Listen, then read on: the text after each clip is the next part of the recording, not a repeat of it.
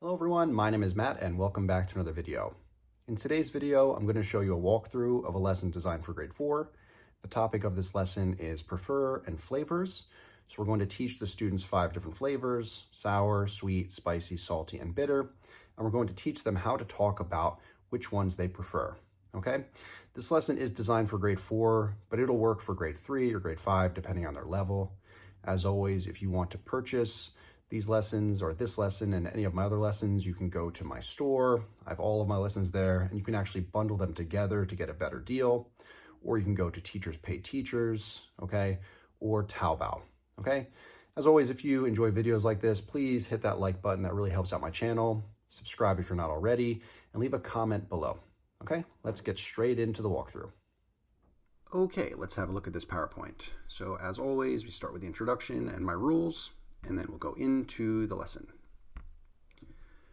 All right, so I used to have a video of myself teaching this lesson on my channel, which I took down, but this is actually an updated version of this PowerPoint, so it's a bit different. So if you saw that video in the past, this is different. I changed some wording, I added an activity at the end, so it's a bit different. And yeah, I wanted to make a walkthrough of it so anyone who is either new to my channel or who saw the previous version but didn't like it for some reason can now see the updated version if they want to purchase it, or if you want to purchase it, you know what it looks like. So the first word we're going to teach the students is the word flavors and tastes. Now, I have Chinese on this PowerPoint because I live in China, but if you live in a different country where they speak a different language, like Spanish or French or Russian or Arabic, you can change the Chinese to that language. If you purchase any of my PowerPoints, they are totally editable, so you can do whatever you want to them. You can mix and match activities between different PowerPoints. You can change anything. When you download them, they become your resource, and you can do what you like to them. Okay? So the first word is sweet. First, I show it in their first language, see if they know it. Then I show them, and they write it down. And then I'll ask them a question like, what sweet foods do you like? And they can tell me. They can look at the picture to help them get an idea about different sweet foods and stuff like that. This is a kind of differentiation because some students might not fully understand everything on the screen, but if they see pictures of stuff, then they start to understand. They can make the connection between the word sweet and what sweet means, okay, to them, more than just the translation. Okay, next one is sour. Same drill. What sour foods do you like? Next one, bitter or bitter. Both are fine. What bitter foods do you like? Then we have salty. What salty foods do you like? Spicy or hot, both are fine. What spicy foods do you like? And then we're going to say them again. So we have sour, salty, sweet, bitter, and spicy. Emphasizing the pronunciation. You can also teach actions for each one when you teach them. You can come up with actions for them. Spicy. If some of them are really easy to come up with actions for, like sour is like sour. Or salty, I go salty. Spicy, spicy. Okay, so you can come up with different ones. Then we have the flying words game. So it's really quick, but I don't know if you can see it on the, on this recording, but a word just flew by. So the first student to say it will get points. So they see the word fly by. It's actually the same word, just coming from different directions. The first student to say spicy will get points for their team. Then they'll have the whole class say it together, practicing their pronunciation. Sweet, bitter, sour. I have a video on my channel explaining how to create this game. So if you want to, I'll leave a link above. If I can remember, please remember, I'll leave a link up on the top, okay? To show you how to do this. Salty. And then we go with just this one even faster. Salty, sweet, spicy, sour, bitter. They can see the colors too, so if they can remember which one was which color, that'll help. All right, teaching part 2. All right, so in this lesson, we really want to focus on teaching them the word prefer. Prefer. A lot of students know the word like, but I want to teach them prefer. Okay, so prefer means to like one thing or person better than another or others. If students can use the word prefer, it'll make their English sound, higher level. And for when they take tests and stuff, or when they communicate with people, if they can show that their English is at a higher level than other students. If they were in your class and all your students know the word prefer and they use it instead of saying like, they're going to sound like their English is much better, right? So I like cats more than dogs. I prefer cats to dogs.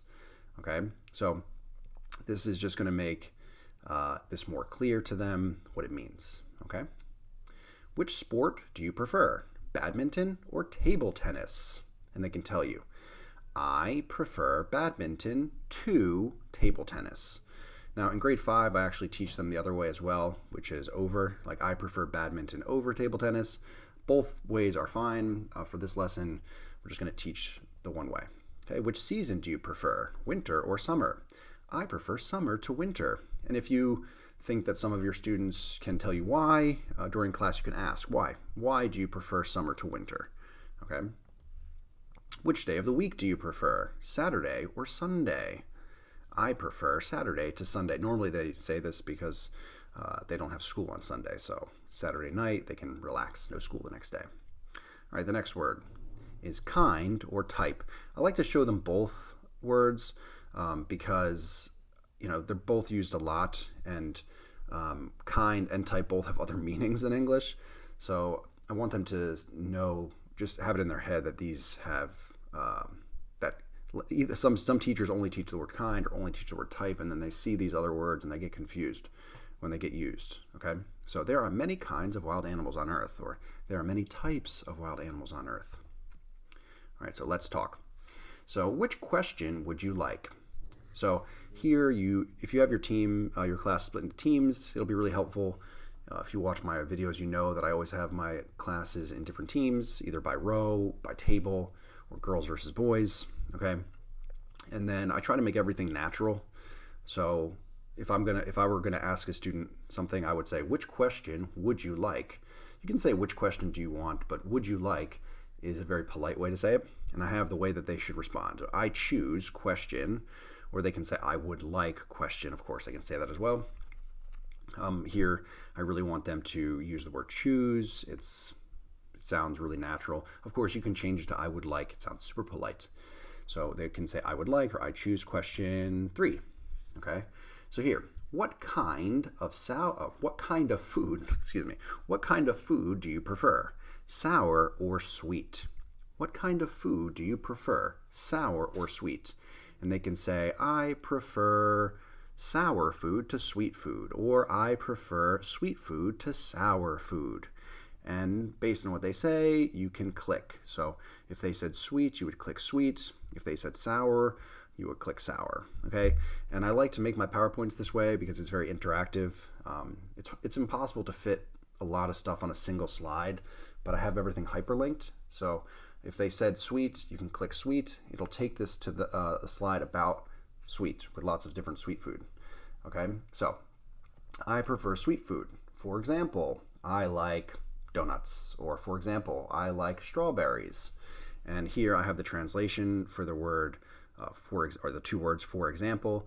Here, just so the students will know, you can change that to whatever their first language is, if there's a direct way to translate that in their language.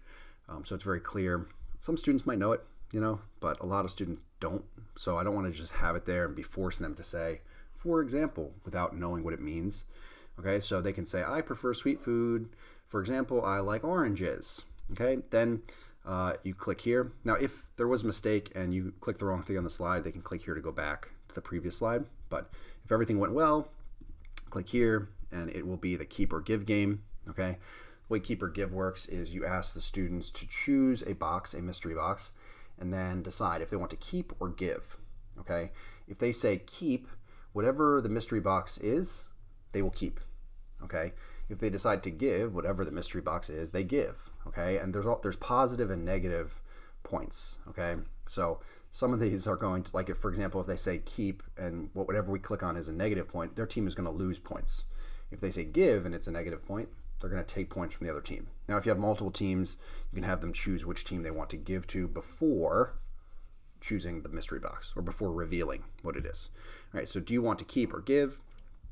They can say, of course, you could also change this to would you like to keep or give if you want to make it really polite. They can say this one, okay? They'll choose this one. So they say, I want to keep.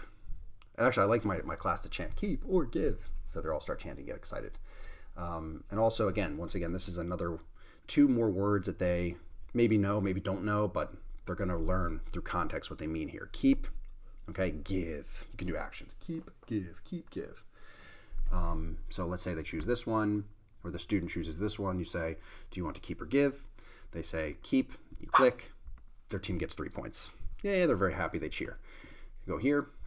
Okay, next one. And what I like to do is I can make these disappear, but a lot of times it doesn't matter. Even if on my screen they disappear, a lot of school computers don't have this version of PowerPoint, and it won't disappear.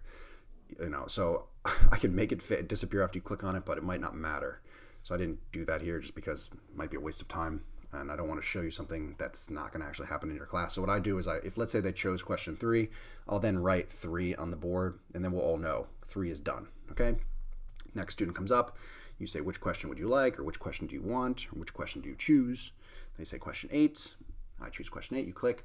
What kind of food do you prefer? Spicy or sweet? Or spicy or salty, excuse me. And also you can have the whole team ask this question. You can have the whole class ask the question. You can bring up 2 students and do it as a dialogue, okay? So one student asks the other student. You can do it as pair work. So each pair asks each other at the same time, right? And they all come up with their own answer, and then you have a student at the front who's then going to be the one who actually interacts with the PowerPoint. Okay, there's lots of ways you could do this. If you want to do it like that with pair work, bring up a student, bring up 2 students, have them be the first pair, the number 1 pair, and then have all the other students do it too. And then you can have students tell you what they chose, and then have the student at the front actually tell you what they chose. And they're going to be the one who interacts with the PowerPoint. Okay, there's lots of ways you could do this. I've mentioned in other walkthroughs that, having a PowerPoint is 70% of the work, right? The PowerPoint it can guide you through the lesson. It can help you. It takes forever to make a PowerPoint, especially a really nice one. It takes a lot of work. But once you have the PowerPoint, there's so many ways you can do the lesson. So don't just expect that if you have a nice PowerPoint, okay, work is done, you can just go into class and everything's going to be fine. You need to prepare. You need to look at the PowerPoint. You need to think about how this is going to go down in class. And the more you do it, the easier it'll get. And you can try it different ways. Like I teach 6 grade 4 classes. So in a single day, I might do it 6 different ways, and just see which one works the best. Keep a note, write a note after class, or write just my impression, my reflection of how it went. And then in the future, I can adjust. Okay. Since I've been doing this for so long now, a lot of it's just kind of instinct. I know what will work. But let's say they chose salty. So I prefer salty food to spicy food. And again, the reason I have this all written out is because I want them to say the full sentence. They need to say the full sentence. They can't just say a 1-word answer. And click on salty. Then they tell you, I prefer salty food. For example, I like fries, or I like chips, or I like pizza, I like eggs. And if you want to add other salty foods here that you can add them very easily. And another thing here is when you get to a slide like this, you can have all the students chant the words together. You can say popcorn, cheese, egg, soup. It's a way to practice their pronunciation. You can have them write down all of the salty foods as well, okay? So they have a list of them, especially if you have a little bit of a longer class and you want to, extend, or add to what they're learning in the class. You can always do that, okay? They tell you what they like or what they prefer. You click here. Do you want to keep or give? And the student points at this one. You say keep or give. They say give. Click on it. Oh, gave 4 points to the other team. No! Okay, then go back. Next student comes up.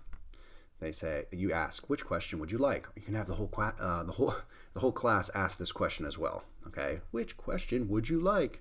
They say, I choose question 9. Okay, what kind of food do you prefer? Bitter or salty? The student says bitter. I prefer bitter food to salty food. Click here. I prefer bitter food. For example, I like broccoli, or I like dark chocolate. Okay, and click here. Keep or give? They say give. Click here, +4. You can look at some of these. You can see where the negatives are. I tried to make it random so I couldn't predict. Okay, just to show you where they are. Okay, yeah, and that is how this lesson goes. Okay, You can keep doing it. There's 10 questions, okay? So it'll be enough time for, if you have 2 teams, they can each do 5 rounds, okay? Then here, again, here's a review. And as I mentioned in other walkthroughs, these review slides, I like to take them and add them as the review for the next classes, okay? So in the future, I can, when I'm reviewing everything, I just have a slide that will encapsulate what that lesson represented and what I want them to be able to do based on that previous lesson, and it's just easy to cut and paste it. Okay, then we're gonna do a drawing and writing activity. So they should choose their favorite flavor. Think about the flavors we learned today. Which one do you like the most? Spicy, sweet, sour, blah, blah, blah. Write about your favorite flavor. Okay, I prefer whatever food because, and they can tell you, okay? Now, if they just don't want to tell you, it's fine. They can just say, I prefer spicy food, and then draw, a hot pot or whatever. But you want to push them a little bit, and speaking is harder than writing something down, so because they have time to think and talk to their neighbor or whatever. So they can much more easily come up with something to write than if you were to have them on the spot having to speak. Okay, so I prefer salty food because it tastes yummy. For example, I enjoy eating salty fries with ketchup. I usually eat them at fast food restaurants or at home. Okay, and they draw a picture of French fries or chips if you're teaching British English, and ketchup. Okay, this is just an example. You can show them this example so they can see. Here's another example. I prefer spicy food. I prefer spicy food because it makes my mouth feel warm and exciting. For example, I enjoy eating spicy chicken wings. I usually eat them at restaurants or with my friends. Just examples, okay? If you have time, they can start in class, or they can do this for homework. And in my classes, I have 18 classes, and I have 6 for grade 4, 6 for grade 5, and 6 for grade 6. So that's a lot of students. So when I assign stuff like this, I won't check it the next week. It's just too many. That's hundreds of them. So what I'll do is during the final exam, they have a folder. They have all of their different assignments in their folder. They'll bring it to their final exam. And when we're doing our speaking test, then I'll check all of their different assignments like this, make sure they're there, and give them a grade. Okay, that's how I do it. Okay, and students like to draw, and they like to have time to write and think about themselves and what they really like or prefer. So assignments like this are really good. And then of course we have a little homework here. So write and answer the questions in your notebook. Okay, here it is. Here's an example. What kind of food do you prefer? Bitter or sweet? I prefer sweet food. For example, I like cookies and cakes. They can answer the 4 questions for homework. Again, this is in their notebook. You can check it during the final exam.